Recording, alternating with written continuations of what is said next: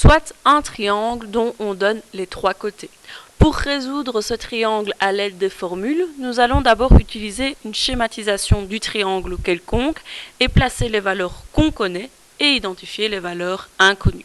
Je connais ici les longueurs des trois côtés, autrement dit le A, le B et le C sont connus. Je vais donc devoir identifier en fait les angles qui sont alpha, bêta et gamma à l'aide des formules. Alors, les formules, je vous rappelle, j'ai trois formules. Soit la relation des sinus, soit la relation des cosinus, soit la somme des angles dans un triangle quelconque vaut 180 degrés. Ici, pour pouvoir trouver les angles, je n'ai pas d'autre choix que d'utiliser la relation des cosinus. En effet, j'ai besoin pour la relation des cosinus de la longueur des trois côtés et, comme inconnu, un des trois angles. Alors que pour la relation des sinus, j'ai besoin à chaque fois d'un côté et de l'angle opposé. J'ai trop peu d'informations sur les angles que pour utiliser la relation des sinus. Nous allons donc utiliser la relation ici des cosinus pour connaître d'abord la valeur de alpha.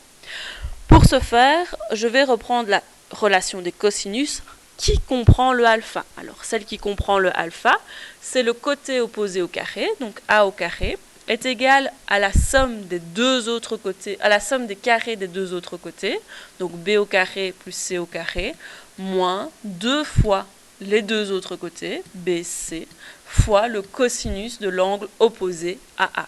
L'angle opposé à A, c'est alpha, ça tombe bien, c'est celui que je veux. Une fois que j'ai ça, je vais essayer d'isoler le cosinus de alpha. Alors pour isoler le cosinus de alpha, qu'est-ce que je vais faire? Je vais d'abord repasser tous les éléments autres que cosinus de alpha dans le membre de gauche et laisser le cosinus de alpha tout seul dans le membre de droite. Pour ce faire, je vais identifier qui joue le rôle de terme, qui joue le rôle de facteur par rapport à cosinus de alpha. Le B au carré et le C au carré, ce sont des termes. Ça veut dire que quand je vais les passer de l'autre côté, je vais pouvoir faire une différence. Par contre, le moins 2BC est bien un facteur. Il multiplie le cosinus de alpha. Et donc là, en le passant de l'autre côté, je vais devoir diviser. Faisons les étapes une après l'autre. Je vais donc passer d'abord les termes de l'autre côté dans le membre de gauche. A au carré moins B au carré moins C au carré est égal à moins 2 BC cosinus de alpha. J'ai passé mes termes. Une fois que j'ai passé les termes, je peux passer ici le facteur qui multiplie le cosinus de alpha. Qu'est-ce que ça va me donner?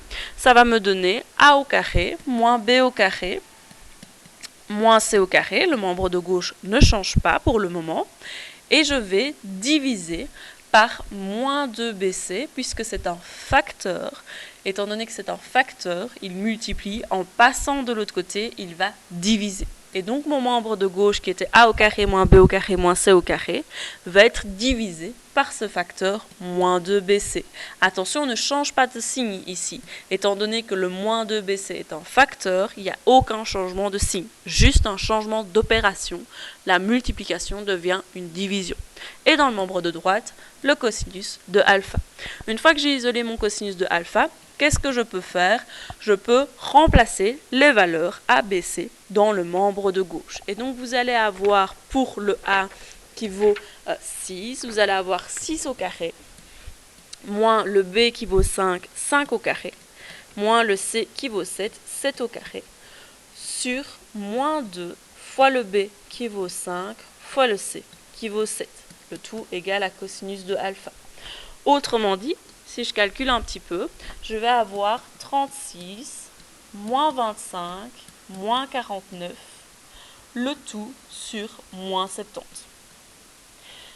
Grâce à ça, je vais pouvoir trouver l'angle alpha. En effet, le cosinus de alpha, s'il vaut 36, moins 25, moins 49, ça donne moins 38 sur moins 70, je vais pouvoir trouver l'angle alpha en faisant arc cosinus de moins 36 sur moins 70. Alors, moins 36 sur moins 70, on peut directement simplifier les moins. Donc, alpha va être égal à l'arc cosinus de 38, pas 36, sur 70. Je place ça à la calculatrice et j'obtiens alors l'amplitude de l'angle qui vaut 57,12 degrés.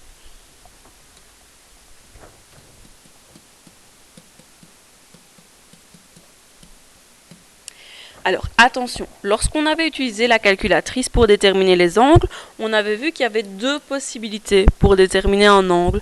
Étant donné que je connais son cosinus, je vais en fait essayer d'identifier quel pourrait être l'autre angle. Si on refait un petit schéma ici sur le côté, hops, souvenez-vous, quand vous connaissez votre cosinus ici, il est positif, donc il est par exemple quelque part par là, vous avez un angle dans le premier cadran et un angle dans le quatrième cadran, d'accord? L'angle du premier cadran, c'est 57,12, c'est celui que la calculatrice vous donne. Le deuxième angle, c'est l'angle opposé. Alors pour avoir l'angle opposé, je mets juste un moins devant l'angle ou je fais 360 degrés moins l'amplitude de l'angle trouvé à la calculatrice. Si je fais 360 degrés moins l'amplitude de l'angle trouvé à la calculatrice, vous obtenez 302,88 degrés. 302,88 degrés, c'est impossible pour un triangle quelconque. Donc je vous rappelle qu'on est en train de résoudre des triangles quelconques. Ça veut dire que les angles de mon triangle, ils ne dépassent pas 180 degrés. Donc ici, c'est impossible. Vu que c'est impossible, la seule solution, ce sera alpha qui vaut 57,12 degrés. Je peux donc aller placer cette valeur-là sur mon triangle.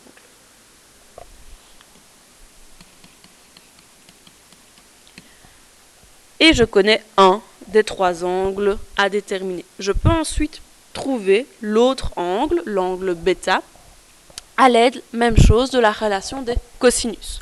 Donc on va revenir sur la relation des cosinus, mais cette fois-ci, on va utiliser l'autre relation des cosinus, celle qui contient du bêta. Je vais donc avoir b au carré, hein, le côté opposé à bêta.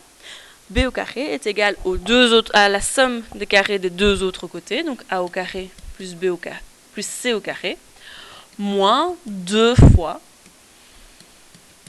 la longueur des autres côtés, donc AC, fois le cosinus de bêta, puisque j'ai B au carré à gauche. Ça tombe bien, je voulais l'angle bêta. Qu'est-ce que je vais donc faire? Je vais isoler le cosinus de bêta, en plaçant tout ce qui est terme et facteur de l'autre côté. J'identifie à nouveau mes termes. Les termes, j'ai A au carré, C au carré. Le facteur, j'ai moins 2AC.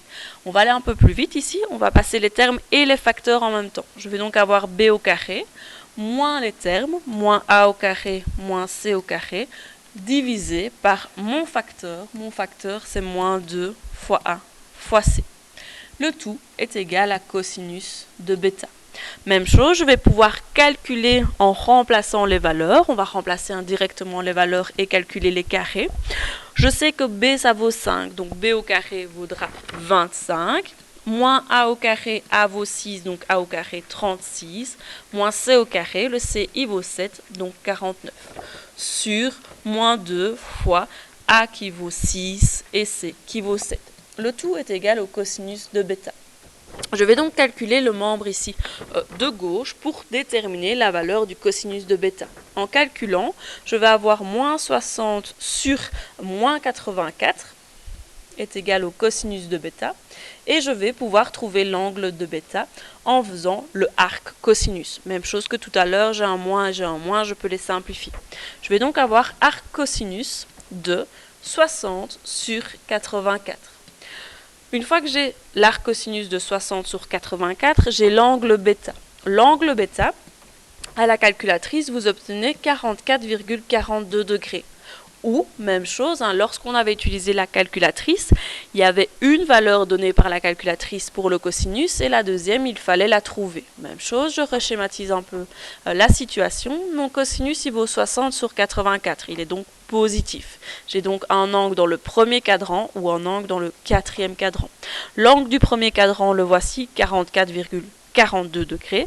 L'angle du quatrième cadran, il va falloir faire 360 degrés moins 44,42 degrés.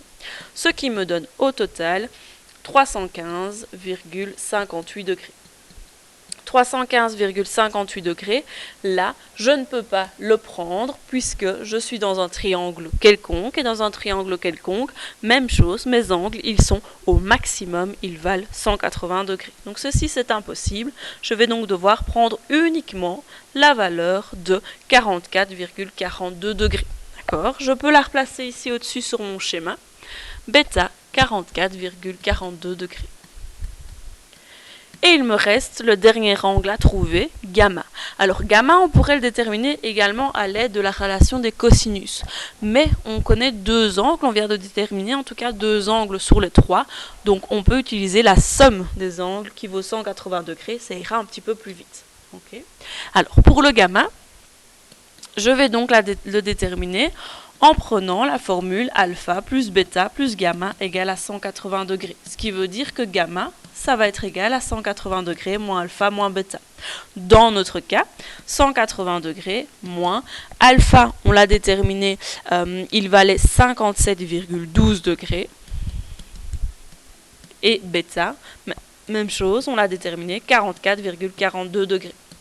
Je calcule tout ça à la calculatrice et j'obtiens 78,46 degrés.